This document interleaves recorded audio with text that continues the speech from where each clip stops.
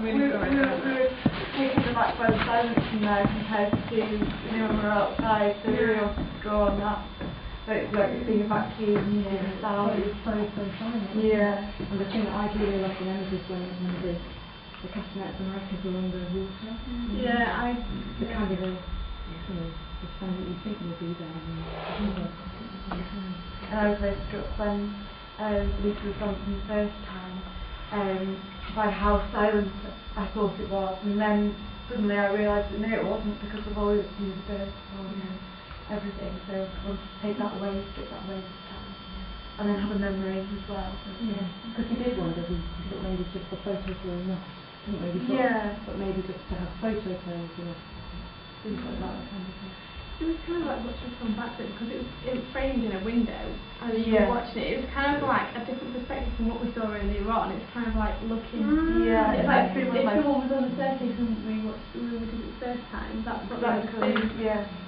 It's been one of my points of reference on the journey was that windows are framed. Well, it's really interesting because that was, for me, in the tour, if I'd had a moment, it probably would have been when we were going on your tour and we just happened to come across that window, and it felt so much like a art frame, not a window.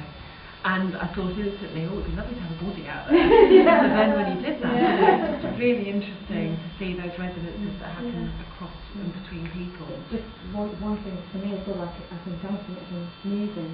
We were saying that when you look through that window, it's very calm, very, even though it's not fast, it's moving, it feels very calm.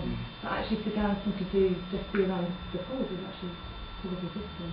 That thing is actually, I don't know, it looks confused.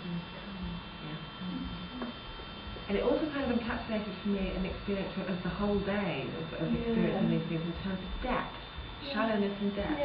Like suddenly she was here and then she was like out there. It was bizarre, but amazing. And that whole experience of us watching your piece, when we were all saying how wonderful it was to watch from behind. It's very distance, wasn't it? Very nice sense of voyeurism and so many of the pieces. And I think for me, it comes full circle. It comes right back to what I was talking about at the beginning about being in it and being outside of it at the same time. So it's kind of made work as well that addresses that. It's really useful and interesting.